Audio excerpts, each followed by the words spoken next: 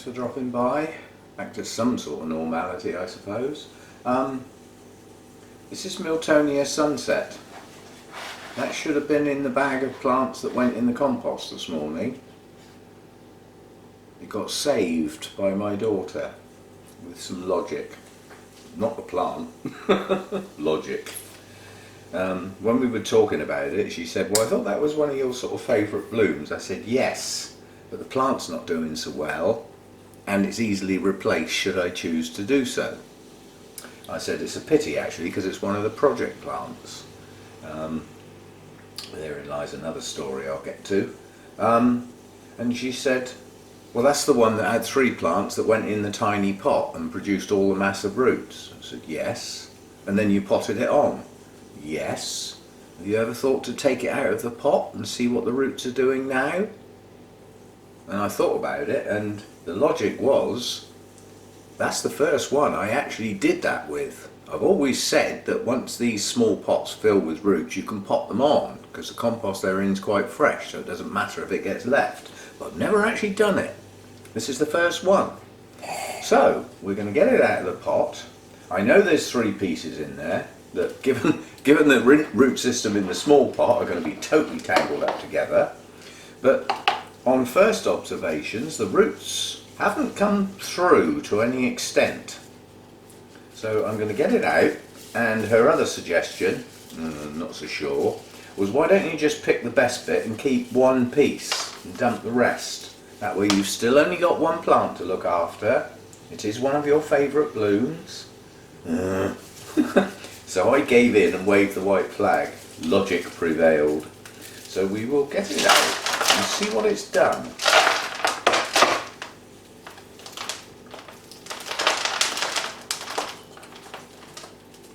Right, well, what we're looking at now is the original mass of roots. The new compost that it was potted on into has had very little effect. The roots haven't grown in there yet. Now in theory this should just fall apart into the original 3 pieces, if I can find where the gaps are. It should be 2 pseudo-bulbs and the new growth, and all of the new growths have bloomed. But yeah, they really have tangled up together. I thought they would.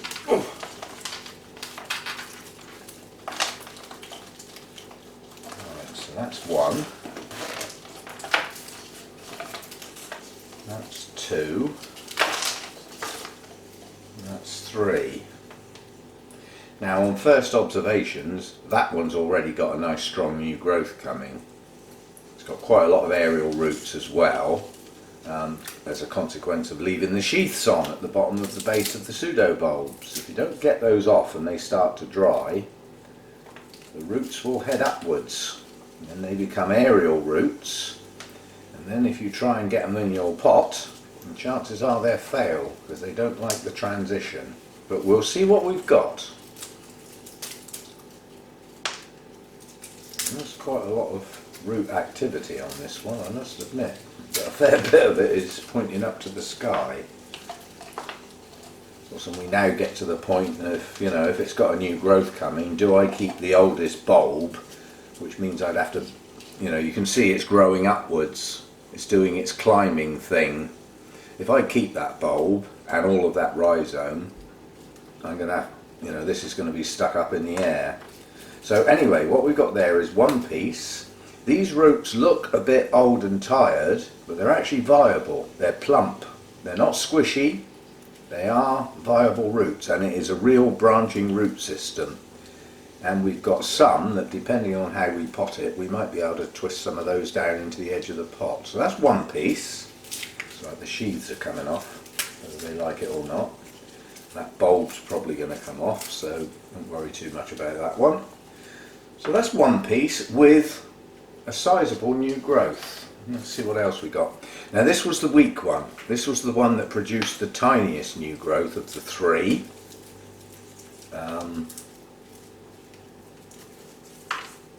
I'd say that's a no, straight away. And then this one, we've got the same problem. The oldest bulb is right down here. Then there's an extended rhizome with the new 2. But we've got nice new growth on this one too. So we've got 2 potential pieces. You know what I was hoping? I was hoping one of them would have 2 new growths instead of 1, and then that would be it. We'd pick that one. But yeah, so got 1 new growth on there. So you can see these roots were nice and white and growing, and then the tips just went because they've gone aerial. So they lost their ability. There's still a few with green tips, but they're pointing upwards, and if you try and bend them down, the chances are they'll snap. They'll only go so far. But again, on this one, what looks like old and tired roots are just a little tired.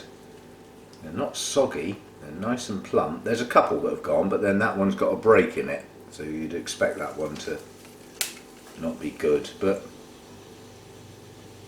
there's a few more roots gone over on this piece. So the logic was keep the best piece and grow it on as it's a project plant. So that's going to be the piece, isn't it? I'll just get back because I didn't bring any scissors or anything out. I'm really well prepared. I'll be back. Right, some of the other reasons for potentially hanging on to this. When these 3 pieces started their life, I repotted a large plant. And I cut a couple of old bulbs off and found that it looked like it was quite bad with the Fusarium jobby. That was the first point of contact where I'd actually cut some old bulbs off. So that was part of the reason for it becoming a project plant, was these 3 pieces had Fusarium in the older parts of the plant. Let's see if we can treat it, get it to grow and get it to bloom again, which we did. But did we cure that Fusarium? Now it's difficult to tell, because at that time the Fusarium showed there, so was probably in that bulb. We didn't know whether it went any further. We treated it. So the first job is to get a big cut on the go at the base of that pseudo bulb. So that's big stuff. That's heavy duty rhizome that is. And let's see what we've got now. I suspect there will still be some pink, but there might not be. What about still a little bit of pink? I'd call that a lot of pink. I'd say that's still got that quite bad. You can not only see the coloration around the edge, which some plants have got a natural coloration, that's, you know, but what you get is it looks like it's running, it's starting to stain inwards, which that one is. What do we do then? Do we go down to the last bulb and the new growth and start right from scratch? I've got no guarantee if I go the other side of this bulb that I'm going to get a clean rhizome. But as the whole point was to be dealing with Fusarium, let's do it. Can always fall back on the other one if this is a miserable failure. So I'm going to take that bulb off too.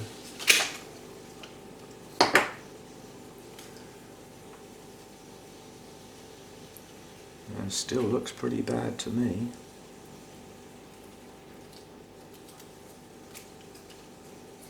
I can't really go much further.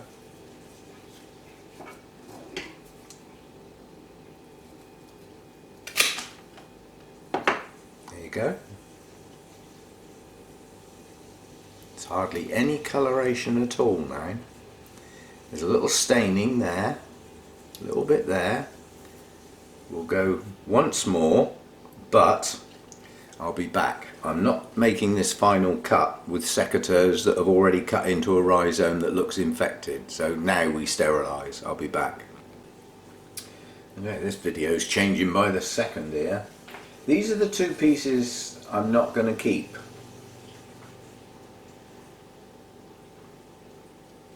It was cured. Yeah, so the very front bulbs, that's the other tiny little weak one. It did clear it. So what we were seeing was as far as the infection had got.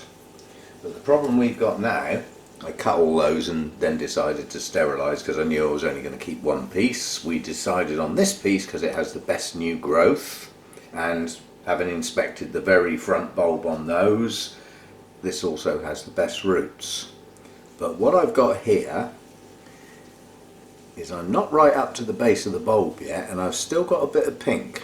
So I'm just going to keep taking a tiny little slither off until I hopefully find it totally clean. And then we'll put some cinnamon on it. I'm going to still have to use the big stuff.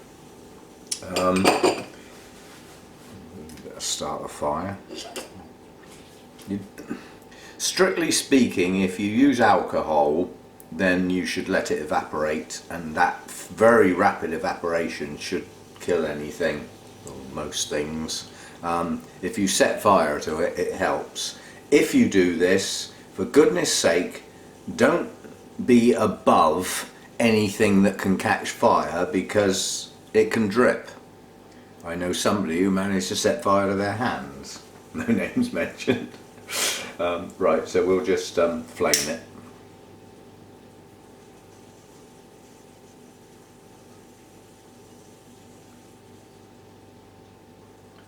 That's strange, it's deciding not to burn. Alright, we'll just get it hot then. You get it one way or the other, mate. Trouble is, if you get it hot, you've then got to wait for it to cool down, which I will have to do. That should have sterilised it anyway. I can feel the heat. So we've given it a soak with alcohol, we've sterilised it. Quite honestly, the best way is bleach. A good, pretty strong solution of bleach is going to kill everything, basically. The only problem is then you've got bleach on your tools, and that's not the best thing to cut into a plant with if there's any bleach left on there. So you've then got to dry them off, and is what you dry them off with sterile? You see what I mean? Many ways of doing this. You can get tablets that you put in water to sterilise things, sort of things you use for things that babies eat and drink out of, that sort of stuff. That will sterilise your tools. Anyway, how hot is that now? That's just about cooling off now. So now what I'm going to do, I'll see if I can get in a bit closer, because I'm miles away, aren't I? Right, so hang on, let's find me lens, get in focus here. So what we've got here is a couple of tiny touches of purple, but the ring has gone. So I'm just going to take another slither off. Half the root's gone.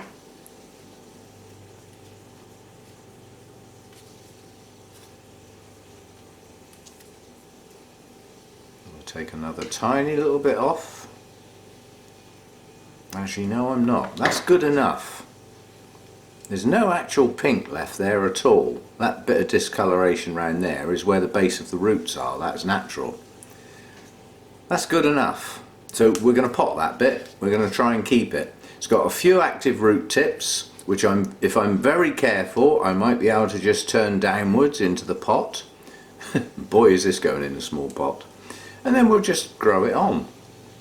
And guess what? It's going to get treated again, just in case anything snuck through that I can't visibly see because it hasn't stained it yet. So we will treat that, and we won't put it back in with all the other stuff. We'll keep that clean. And as a consequence of taking that section of rhizome off, there is now obviously no need to trim any roots. There's not a lot left to trim, but quite a lot of these roots have got active growing tips. So providing they don't snap, turning them downwards into the pot, which it doesn't look like they're going to do. That one has. You can come off. Oh, I can just pull that off. That's broken. And we'll just grow this on. I mean, I'm not into this sort of thing. This is the sort of thing I'm trying not to do. I mean, with a single back bulb and a new growth, even if that new growth pushes out a spike, I can't let it bloom. That bulb's got to mature, it's got to produce a good root system, and then it's got to produce another bulb. So it's now a long way off blooming, so you can see why I wanted to dump it and just get another one potentially. But as this was a project plant, we'll keep it going. We've now shown that all three leads were infected as far as the new growth. Let's find a bit that you can see. That's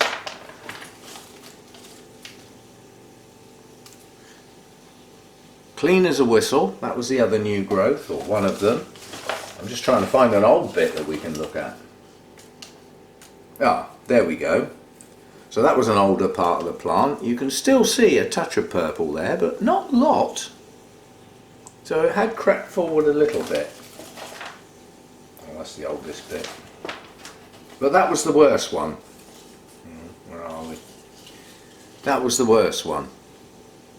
You can see the staining running in from the ring. Or I hope you can. Yeah. So, you know, as far as I'm concerned, that is not discoloration. That is the real thing. So it was still in the plant, but potentially it was dead and dormant and not capable of spreading anymore. Otherwise, I think by now it would have got into those latest growths, and it hasn't. All three of them were clean. Yeah, so you can stop it. But potentially, as long as it's lurking around in part of the plant that's still attached to your shiny, clean new growth, there is a potential for it to get going again. So, you know, these treatments are all well and good, and sometimes they work great, and other times you sort of think there's still a risk there. You know, the next time you repot and you take your oldest bulb off, and you sort of think, is it worth the risk? That's what you've got to keep asking yourself. Miltonia Sunset comes round quite often, and often in the supermarkets and do-it-yourself stores and places like that, where you can probably get a new one for £8. Of course that one won't have any, will it? Where do you think this came from in the first place? Anyway, I'll be back. All that lot's going out, and then we'll come back and we'll see how small a pot we can get that tiny bit in. We're going to have to get a stake to hold it still, obviously, so I'll be back. Okay, in the gap, I've decided a good name for this video. How many times can you change your mind in one video? During. Because I've changed my mind yet again. First of all, I'm keeping 2 pieces, not 1. On the grounds, I know this is going to sound daft, but it's easier to hold 2 pieces together than it is get one piece to stand up on its own. Because if the worst comes to the worst, I can tie 2 leaves together and attach it to a stake. Now, both of these pieces are squeaky clean. Let's go back to the pieces that have now been thrown away. Yeah? When we discovered the Fusarium and treated the plants, these bulbs you're looking at here were the equivalent of these shiny new growths. So these bulbs grew after the treatment, and they're clean. So obviously these are. As I said, you've got no guarantee that some of those spores are not lurking inside that flipping plant. No guarantees, I'm afraid, with this stuff. If it gets in your plant, it's in there. And you take your choice. Am I going to try and treat it and recover it? Or am I going to bin it and de-risk the whole event? You choose. I'm not guiding you on that, because what I do is not necessarily what's good for other people. Depends how good a systemic fungicide you've got, really. Some countries you can't get it, you know. You can get fungicides, but not systemic. And if it's just an exterior fungicide, it's not going to do the job, because the Fusarium spores are inside the plant. There might be a few lurking outside as well. Anyway, so what we're going to do is we're going to keep 2. Right, moss. I'm going to have a chat. This sort of comes partly from the Facebook group and partly from Ed's Orchids. Let's go to Ed's Orchids first. As you know, he grows paphs and frags. If you lose your root system on a Paphiopedilum, in my experience, you just as well chuck it away. They are a right pain to try and get going again once you get root loss. What did Ed do? Stood them in live moss. What did he get? New roots growing in a very, very short space of time, given that Paphiopedilums are about as slow as they get. Yeah? So that's live moss for you. That's not this inert, supposedly dead stuff that we buy in the bags like this. Yeah? This is supposedly dead as a door now, although there are rumours that it comes back to life, the old zombie moss. You've got to cut its head off to kill it properly. Apparently, allegedly. Right, so first job, before we do anything with those pieces and forget, I've been cutting away merrily, and I've now got exposed stems, yeah, rhizomes. So first job, put some cinnamon on and seal them. Yeah, if you've got it, use it. That's got some very special properties. Nothing to do with cooking. It's got antibacterial, fungicide properties, drying properties, and inhibiting properties as far as mould and stuff like that is concerned. So it de-risks any chance of any bacterial rot setting in to your rhizome as you've just cut it and it's exposed. Apple pie. Oh, every time without fail I get near that stuff I want apple pie. I haven't got any. Grr. Right, so what am I going to do then? What I'm going to do is something I don't think I've done before, apart from perhaps a couple of Masdevallias and Draculas. These are going to get potted in pure moss. Back to the moss. Rumour has it that you should pack your moss incredibly tightly. I got a theory about this because apparently if you pack it really tightly, it dries quicker, whereas if you leave it loose it doesn't. Now I have a theory, if it's packed incredibly tight, first of all you've shut the air out, which is not ideal, but then what happens when you pour water in the top of your pot? What's the water going to try and do? Gravity is going to say you need to fall downwards as fast as possible. What's the fastest path out of the pot? Down the sides and out the bottom. So if it's packed incredibly tightly and you water it, are you really watering it? Is it really getting wet? Which might explain why it dries quicker, because it never got wet in the first place. Don't shut air out of roots, it's not a good idea. But again, you take your choices. I make my decisions partly on logic, partly on what others have tried and shown to work, or shown to fail. A lot of us show our failures as well, and I like that. So the dead moss, the zombie moss, is going in the bottom, because there won't be any roots in the bottom. All the roots left on these two pieces are pointing skywards, and we will drop it in loosely. No packing going on. Not for me anyway. I mean, that's how I've done my Masdevallias and Draculas. And the Masdevallia guy that came to speak to us, who does his own hybrids, he is a hybridizer and grower of Masdevallias, that's all he does. And then he just plants the plant on the top and puts a bit round the edge. There's no touching, not even the gentlest of presses. He just does that, loose and floppy, and then he lets them grow in that. And they do grow rather well. But then there are other ways of growing them. Bark and moss mix. You know, there's no one way to grow an orchid. Right, now what we're going to try to do is get these flipping things to stand up. Oh, what joy. Now hang on, where's the two new growths? I want them on the opposite side of the pot. So if we put them like that, we've got one new growth going that way and one new growth going that way. Yes, this is the tiniest of pots. I'm going to try and get some of those roots underneath the rhizomes so that they're at least going to go in the moss. It's not going to be easy without snapping them.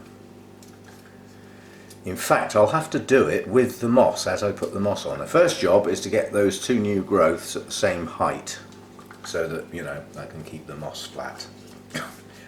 Where's my third hand? Flipping evolution's a slow process, isn't it? You think by now that third hand would have worked out that it's needed and got itself together. This might not even be the ideal live moss to use. I don't know. It's a live moss, and there is a bit of pressing going on now because I do want those roots to tuck down. So I'm going to hold them, put some more in, and then if necessary I'll lift the plants up a bit. I'm only just putting this in place. I'm not pressing down, if you know what I mean. I'm just pushing it to get it to go into the place I want it to be. I think I might have to go and raid a woodland again. I'm getting a bit short on the live stuff. Started using it a bit more often lately. Oh, and by the way, this little one here does have signs of a second new growth, and by removing the sheath and exposing it, it's more likely to take off. It can see the light of day, basically.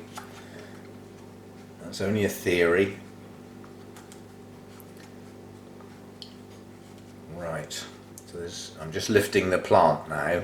The reason being, I'll be able to get a bit more moss in. And according to Ed, roots should now take off like little rockets. We shall see, won't we? As I say, I don't pot like this normally, but I'm always willing to give it a go. You know, just try it and see. Yeah, we have to bear in mind that, you know, different things work in different people's environments. But my environment would be similar to Ed's. You know, although it's a conservatory converted to a grow room, it has similarities to a greenhouse, that's for sure. More similarities to a greenhouse than somebody's front room or kitchen windowsill, that's for sure. Right, that's it. I don't want this tightly packed, I want it quite loose. I want to see what's going to happen. Now, are you going to stand up on your own? Highly unlikely. Let me just rinse my hands.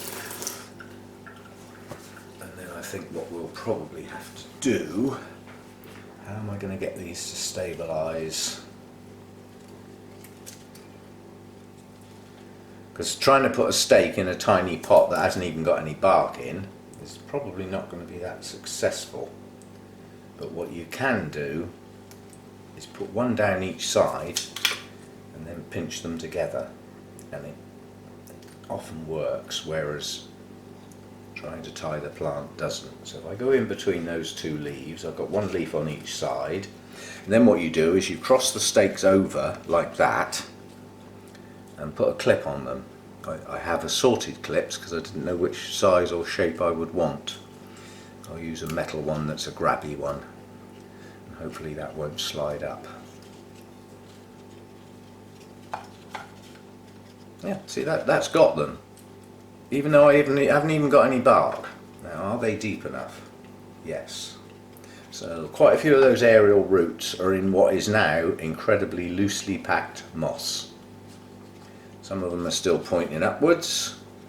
The new growths are right on the base of the moss. I wonder what will happen next. We shall see. Let me put my label back in, not that I'll forget what that is, because it's the only one that looks even remotely like that.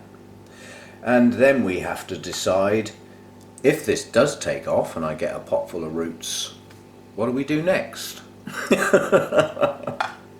Let's just get the flipping things to grow. I'm pretty confident now that these parts of the plant are clean, whereas last time when we did the original repot, I knew they weren't.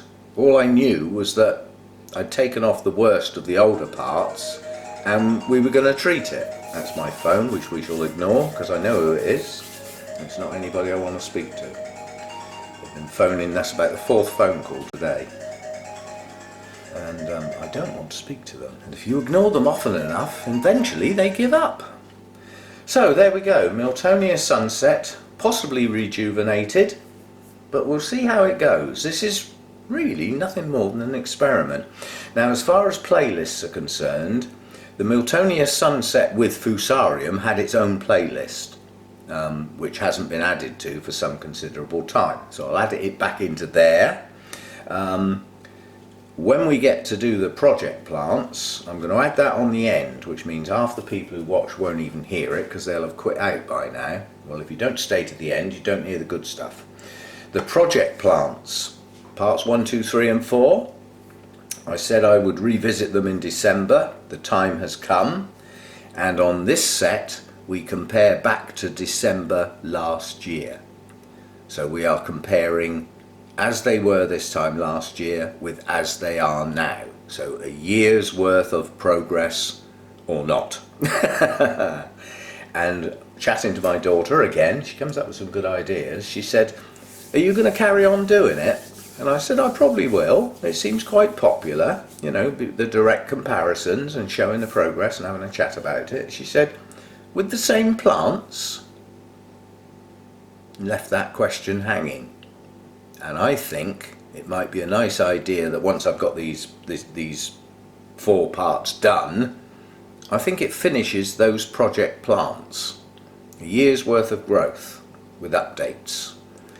And so in January I'll do a video asking people which plants they think ought to be the next set of project plants for next year. Now okay, though that project will start in January instead of December, but the difference between growth in January and December is negligible, so it won't matter that we're starting a month later. And we'll select a new set of plants. Some I will insist on being in there, and viewers can suggest their own. That's what happened last time. I asked people which plants they would like to see regular updates on, and most of the ones that were requested were included, so we'll see how we go. So if you didn't stay to the end, you didn't hear that bit, did you? See you next time.